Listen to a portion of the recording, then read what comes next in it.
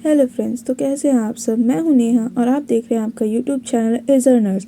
यहाँ पर आपको सारी की सारी बीकॉम ऑनर्स एंड बीकॉम की कॉन्सेप्चुअल वीडियोस मिल जाएंगी। तो प्लीज़ सब्सक्राइब करें और साथ में अपने दोस्तों को भी शेयर करें ताकि इस सेमेस्टर और अपकमिंग सेमेस्टर में भी आपकी हेल्प हो सके। आज का हमारा टॉपिक है क्वासी कॉन्ट्रैक्ट। क्वासी कॉन्ट्रैक्ट क्या होता है? देखो, अभी तक हम पढ़ के आए हैं कि पहले क्या करती है, दो पार्टीज एग्रीमेंट में आती है, ऑफर होता है, प्रॉमिस होता है, एक्सेप्टेंस होता है, तब जाके वो फिर उसके बाद हम कंसिडरेशन लगती है, तब जाके लीगल एनफोर्समेंट लगती है, तब जाके हमारी कॉन्ट्रैक्ट बनती है, तब जाके वो ऑब्लिगेशन में आती है ना। पर क्वासी कॉन्ट्रैक्ट क्या है? यहाँ पे हमारा ना पार्टीज एक दूसरे को जानती है, ना वहाँ पे कोई अग्रीमेंट होता है, ना कंसिडरेशन होता है, और ना ही हमारा लीगल इन्फोर्समेंट। जब अग्रीमेंट ही नहीं हुआ तो उस अग्रीमेंट का लीगल इन्फोर्समेंट हम कैसे चेक करेंगे, है ना। तो क्वासी कॉन्ट्रैक्ट में क्या होता है, यहाँ पे गवर्नमेंट कहती है कि तुम लोग कॉन्ट्रैक्ट में आ गए हो, तुमने कुछ नहीं किया कॉन्ट्रैक्ट में आने के लिए, पर फिर भी तुम कॉन्ट्रैक्ट में आ गए हो। बाय गवर्नमेंट इम्पोज करती है हमारी गवर्नमेंट, ऐसा, ठीक है। तो ये क्या होता है कि ये हमारे सर्टेन रिलेशन रिजेंबल करता है जो कि हमारे कॉन्ट्रैक्ट से बने हुए हैं, ठीक है। और वो रिलेशन हमारे कॉन्ट्रैक्ट, यहाँ पे कैसे कॉन्ट्रैक्ट बनते हैं, ये इम्प्लाइड कॉन्ट्रैक्ट या फिर कंस्ट्रक्टिव कॉन्ट्रैक्ट भी इसको कहते हैं, ठीक है। यहाँ पे क्या होता है कि ये हमारे जो क्वासी कॉन्ट्रैक्ट होता है, ये किस पे बेस्ड है, हमारे principles of equity and justice पे बेस्ड है। लाइक जैसे एग्जांपल, तुम राह चल रहे हो, ठीक है, और राह चलते तुम्हें क्या हो गया, एक पर्स मिला, ठीक है। तो अब तुम क्या करोगे, उस पर्स को लेके अपने घर चले जाओगे, पैसे रख लोगे उसके, है ना। तो ऐसा हमारा कॉन्ट्रैक्ट कहता है। ऐसा अगर तुम करोगे तो जिसके वो पर्स है उसके साथ तो इनजस्टिस हुआ ना।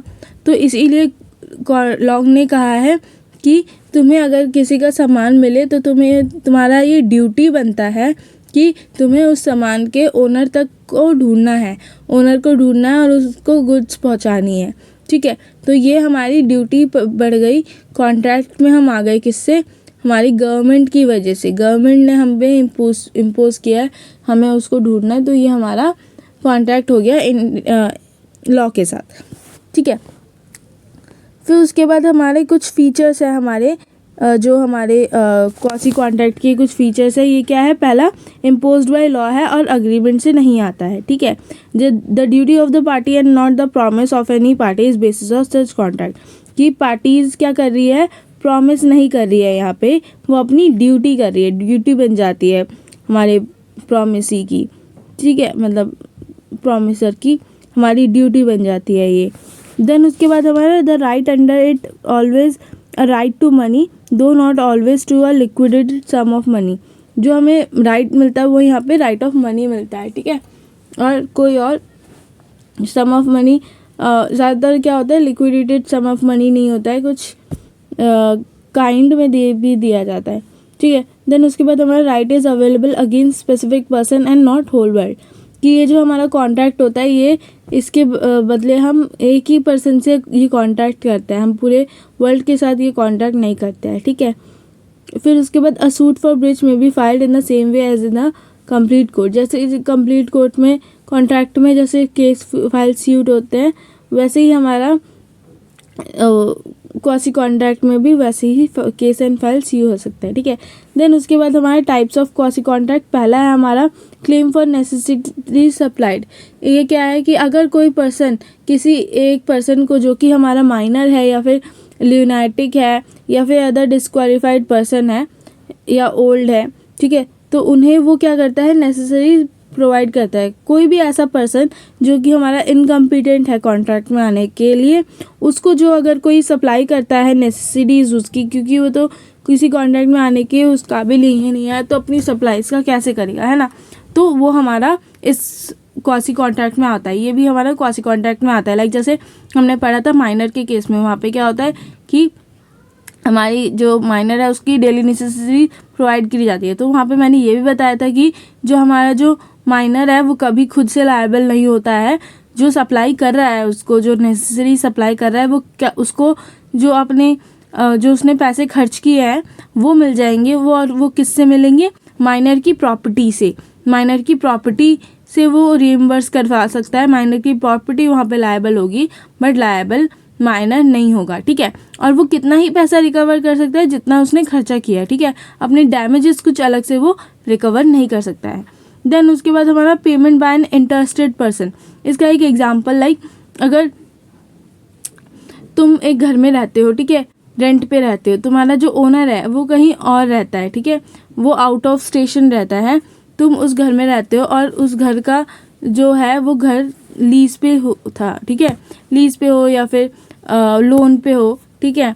तो अब जो उसको पैसे लेने आ रहे हैं लोग, ठीक है, और उन्होंने बोला या तो तुम मुझे एक हफ्ते में ये घर खाली कर दो या तो तुम पे करो, ठीक है, पैसे। तो वो क्या करता है, अपने आप को बचाने के लिए क्या करता है, वो वहाँ पे कर देता है, ठीक है।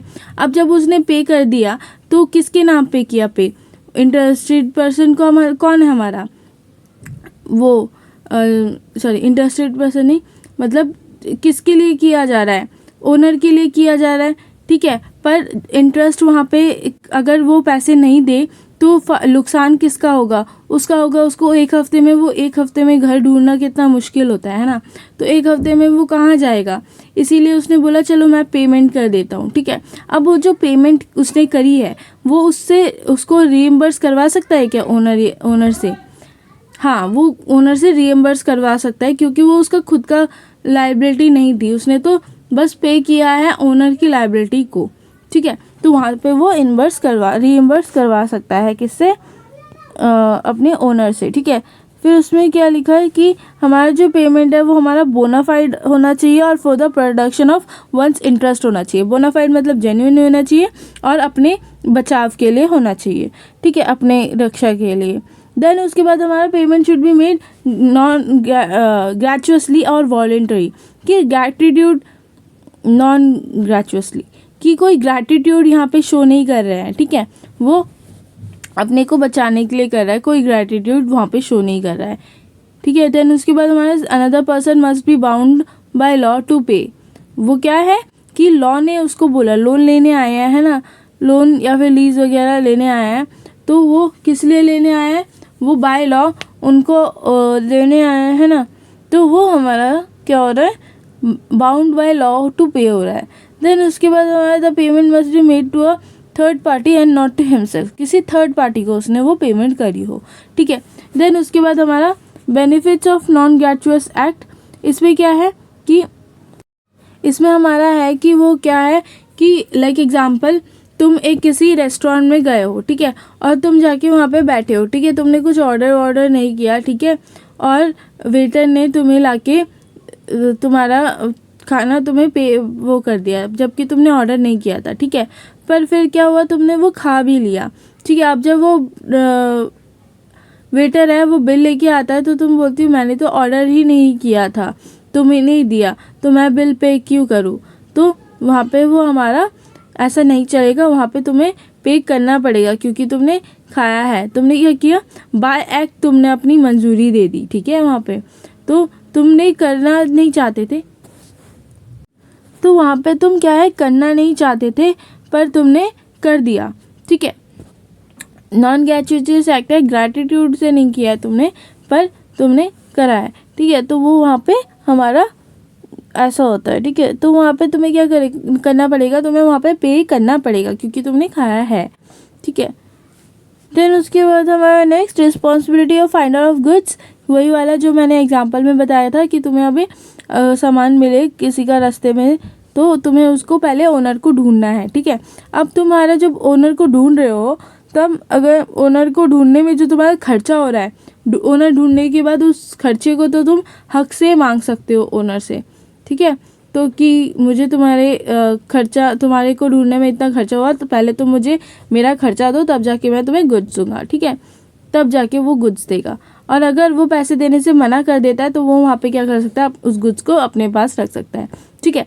देन उसके बाद अगर उसको वो ओनर मिला ही नहीं, उससे बहुत कोशिश की और वो ओनर मिला ही नहीं, तो क्या होगा, उसका ओनर हमारा कौन बन जाएगा, फाउंडर, जिसने वो ढूंढा था, ठीक है।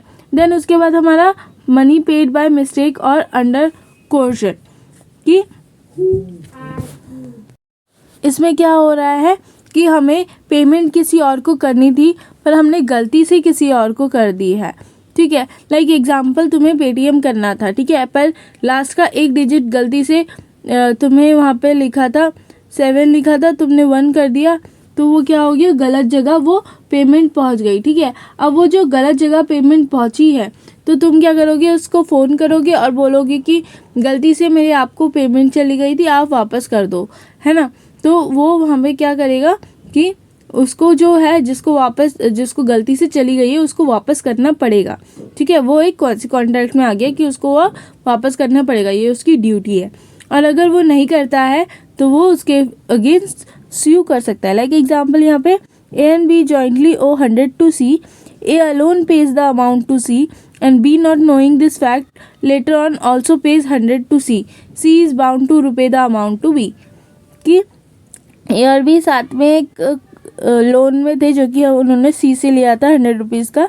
अब क्या कर रहा है, ए ने खुद पे कर दिया सी को पूरा 100 रुपीज़ पे कर दिया एंड बी को इसकी बात नहीं पता थी, ठीक है। तो अब जब वो बी हमारे सी को 100 रुपीज़ वापस करने गया है तो ये बी की ड्यूटी बनती है कि वो उसको पैसे वापस कर दे, ठीक है।